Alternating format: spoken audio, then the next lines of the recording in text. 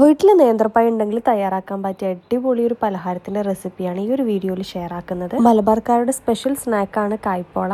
വീട്ടിൽ മുട്ടയും പഴവും ഉണ്ടെങ്കിൽ ഇന്ന് തന്നെ ഉണ്ടാക്കി നോക്കിക്കോളൂ. അധികം ഓയിലൊന്നും ഇല്ലാണ്ട് വളരെ എളുപ്പത്തിൽ കുക്ക് ചെയ്തെടുക്കാം. അപ്പോൾ ഇതിൻ്റെ ഡീറ്റെയിൽ ആയിട്ട് റെസിപ്പി കാണാം. അതിനു മുന്നേ നിങ്ങൾ ആദ്യമായിട്ടാണ് ഈ ഒരു ചാനൽ കാണുന്നതെങ്കിൽ സബ്സ്ക്രൈബ് ചെയ്യാൻ മറക്കല്ലേ. കായ്പോളൻ്റെ മെയിൻ ഇൻഗ്രീഡിയൻറ്റ് നേന്ത്രപ്പഴം തന്നെയാണ്. അപ്പം ഞാനിവിടെ നന്നായിട്ട് പഴുത്ത 3 നേന്ത്രപ്പഴം എടുത്തിട്ടുണ്ട്. ഈ കായ്പോള ഞാൻ കണ്ണൂർ സ്റ്റൈലിലാട്ടോ ഉണ്ടാക്കുന്നത്. ഇതിലെ ഫസ്റ്റ് സ്റ്റെപ്പ് എന്ന് പറഞ്ഞാൽ നേന്ത്രപ്പഴം ചെറുതായി അരിഞ്ഞതിന് ശേഷം ഓയിലിൽ നന്നായിട്ടൊന്ന് ഫ്രൈ ചെയ്തെടുക്കുക എന്നുള്ളതാണ്. ഇത് അരിഞ്ഞെടുക്കുമ്പോൾ മാക്സിമം ചെറുതായിട്ട് തന്നെ അരിഞ്ഞെടുക്കാൻ നോക്കണേ. പാൻ ചൂടായി ഓയിൽ ഒഴിച്ചു കൊടുത്തിട്ടുണ്ട്. ഓയിൽ നല്ല ചൂടായി വന്നാൽ നമ്മൾ അരിഞ്ഞു വെച്ച നേന്ത്രപ്പഴം ഇതിലിട്ടൊന്ന് ഫ്രൈ ചെയ്തെടുക്കാം. ഞാൻ ഡീപ്പ് ഫ്രൈ ആണ് ചെയ്യുന്നത്. മീഡിയം ഫ്ലെയിമിൽ ഫ്രൈ ചെയ്തെടുത്താൽ മതി. ഓയിലിട്ട് നന്നായിട്ടൊന്ന് തിരിച്ചു മറിച്ചൊക്കെ ഇളക്കി കൊടുക്കാം. നന്നായിട്ടൊന്ന് ഫ്രൈ ചെയ്തെടുക്കാം. ഞാൻ ഈ ഒരു രീതിയിലാണ് കായ്പോള ഉണ്ടാക്കുക. അപ്പോൾ ഇതായതിനു ശേഷം എണ്ണയിൽ നിന്ന് കോരി മാറ്റാം. ഒരു പാനിൽ ഇതുപോലെ വെച്ച് കഴിഞ്ഞാൽ കുറച്ച് ഓയിലൊക്കെ പോയി കിട്ടും. അല്ലെങ്കിൽ ഓയിൽ പേപ്പറിൽ വെച്ച് കൊടുത്താലും മതി. അപ്പോൾ ബാക്കിയുള്ള പഴം കൂടി ഞാൻ ഇതുപോലെ ഫ്രൈ ചെയ്തെടുക്കുന്നുണ്ട്. ഈ പഴം സ്പൂൺ കൊണ്ട് അധികം കുത്തി ഇളക്കരുത്, ഉടഞ്ഞു പോവും. ചെറുതായിട്ടൊന്ന് തിരിച്ചു മറിച്ചൊക്കെ ഇട്ട് ഫ്രൈ ചെയ്തെടുക്കാം. അപ്പോൾ ബാക്കിയുള്ളതും റെഡിയായി വന്നിട്ടുണ്ട്. നേന്ത്രപ്പഴം ഫ്രൈ ചെയ്തെടുത്തതിന് ശേഷം കായ്പോളക്ക് ആവശ്യമായ കാഷ്യൂസും കിസ്മിസും കൂടി ഫ്രൈ ചെയ്തെടുക്കണം. അതിൻ്റെ കൂടെ നിങ്ങൾക്ക് എക്സ്ട്രാ എന്തെങ്കിലും നട്ട്സ് വേണമെങ്കിൽ ചേർക്കാം. ഞാനിവിടെ ബദാം കൂടി യൂസ് ആക്കിയിട്ടുണ്ട്. ഫ്രൈ ചെയ്തെടുക്കാൻ ഏത് ഓയിലും യൂസ് ആക്കാം കേട്ടോ. ഞാനിവിടെ സൺഫ്ലവർ ഓയിലാണ് എടുത്തിട്ടുള്ളത്. വെളിച്ചെണ്ണ ആകുമ്പോൾ അതിൻ്റെ ഒരു സ്മെല്ല് ഉണ്ടാവും, അത്രയേ ഉള്ളൂ. അപ്പോൾ ഇതേ നേന്ത്രപ്പഴം മുഴുവനായിട്ട് ഫ്രൈ ചെയ്തെടുത്തിട്ടുണ്ട്. ഫസ്റ്റ് സ്റ്റേജ് കഴിഞ്ഞു. ഇനി നമുക്ക് അടുത്ത പരിപാടി നോക്കാം. ഇനി ഒരു ബൗളിൽ 3 മുട്ട ചേർത്ത് കൊടുക്കാം. 3 പഴത്തിന് 3 മുട്ട എന്നുള്ള അളവിലാണ് ഞാൻ ചേർത്തിട്ടുള്ളത്. പഴത്തിൻ്റെ വലിപ്പം അനുസരിച്ച് ഇത് മാറിയെന്നിരിക്കും. ഫൈനലായിട്ട് എല്ലാം മിക്സ് ചെയ്തതിന് ശേഷം എഗ്ഗ് കുറവാണെങ്കിൽ വീണ്ടും ചേർത്താൽ മതി. ഇതിലേക്ക് ഞാൻ 3 ടേബിൾ സ്പൂൺ പഞ്ചസാര, ഒരു പിഞ്ച് ഉപ്പ്, ഒരു പിഞ്ച് ഏലക്കാപ്പൊടി കൂടി ചേർക്കുന്നുണ്ട്.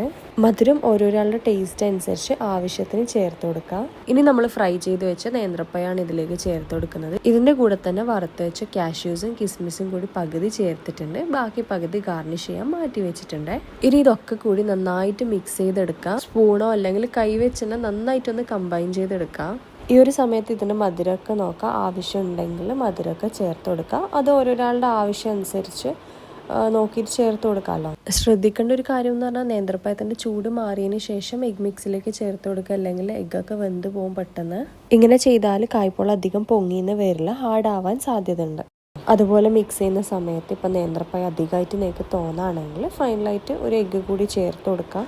അപ്പോൾ അതേ കംപ്ലീറ്റ് ആയിട്ട് റെഡി ആയിട്ടുണ്ട്. ഇത് സ്പൂണ് കൊണ്ടോ കൈവച്ചോ ഒക്കെ മിക്സ് ചെയ്തെടുത്താൽ മതി. വിസ്കിൻ്റെയൊന്നും ആവശ്യമില്ല. ഇനി നമുക്കിതൊരു പാനിലേക്ക് ഒഴിച്ച് കുക്ക് ചെയ്തെടുക്കാം.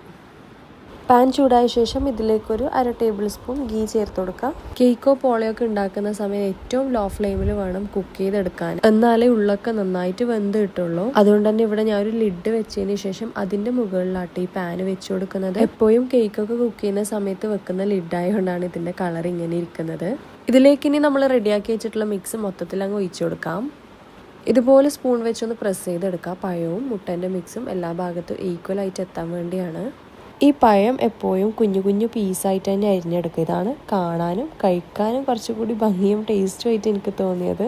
ഇത് ലെവൽ ചെയ്തതിന് ശേഷം അടച്ചു വെച്ച് കുക്ക് ചെയ്യുക. ഒരു 20-25 മിനിറ്റോളം എന്തായാലും വേണ്ടി വരും. ഇത് ചെറുതായിട്ടൊന്ന് കുക്കായി വന്നാൽ നമ്മൾ ഗാർണിഷ് ചെയ്യാൻ മാറ്റി വെച്ച് കാഷ്യൂസും കിസ്മിസും കൂടി ചേർത്ത് കൊടുക്കാം. ഇത് കാണാനുള്ള ഭംഗിക്ക് വേണ്ടി മാത്രമാണ്. ഇനി വീണ്ടും അടച്ചു വെച്ച് വേവിച്ചെടുക്കാം. ഇപ്പോൾ കറക്റ്റ് ഒരു 25 മിനിറ്റ് ആയിട്ടുണ്ട്. കായ്പോള നന്നായി വെന്ത് വന്നിട്ടുണ്ട്.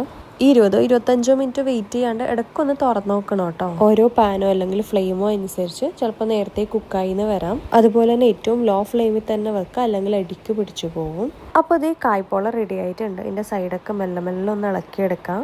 ചൂടോടുകൂടി ഇളക്കുമ്പോൾ ചിലപ്പോൾ കിട്ടിയെന്ന് വരില്ല. അപ്പോൾ പതുക്കെ ഇത് ശ്രദ്ധിച്ച് ഇളക്കിയെടുക്കാം. നല്ല പെർഫെക്റ്റ് ആയിട്ട് തന്നെ കായ്പോള നമുക്ക് കിട്ടിയിട്ടുണ്ട്. അത് ഞാനിതൊരു പ്ലേറ്റിലേക്ക് മാറ്റി വെച്ചിട്ടുണ്ട്.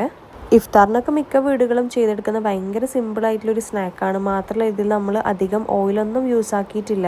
ഇത് കഴിക്കുമ്പോൾ ചെറു ചൂടോടെ വേണം കഴിക്കാൻ, എന്നാലാണ് ഇതിന് കൂടുതൽ ടേസ്റ്റ്. കുട്ടികൾക്കൊക്കെ 4 മണി കഴിക്കാൻ പറ്റിയ വളരെ ഹെൽത്തി ആയിട്ടുള്ളൊരു സ്നാക്ക് തന്നെയാണ് കായ്പോള. മാത്രമല്ല കുട്ടികൾക്കൊക്കെ എന്തായാലും ഇഷ്ടമാവുകയും ചെയ്യും. നല്ല സ്വീറ്റ് ആയിട്ടുള്ളൊരു റെസിപ്പി അല്ലേ. ഒട്ടുമിക്ക വീടുകളിലും ഉണ്ടാക്കുന്ന ഒരു ഐറ്റം തന്നെയായിരിക്കും കായ്പോള. എങ്കിലും അറിയാത്ത ആരെങ്കിലും ഉണ്ടെങ്കിൽ ഒന്ന് ട്രൈ ചെയ്ത് നോക്കിക്കോളൂ. ട്രൈ ചെയ്തിട്ട് ഫീഡ്ബാക്ക്സ് അറിയിക്കുക. അതുപോലെ തന്നെ ഈ വീഡിയോ ഇഷ്ടമായിട്ടുണ്ടെങ്കിൽ ലൈക്ക് ചെയ്യുക. കൂടെ ചാനലൊന്ന് സബ്സ്ക്രൈബ് ചെയ്യാനും മറക്കല്ലേ. മുന്നേ ഒരുപാട് റെസിപ്പി വീഡിയോസ് ഷെയർ ചെയ്തിട്ടുണ്ടായിരുന്നു. കണ്ടു നോക്കിയിട്ട് നിങ്ങളുടെ അഭിപ്രായങ്ങൾ കമൻസിലൂടെ അറിയിക്കണേ. അതുപോലെ തന്നെ കാണാൻ താല്പര്യമുള്ള കണ്ണൂർ റെസിപ്പീസ് ഉണ്ടെങ്കിൽ കമൻസിലൂടെ അറിയിക്കണേ.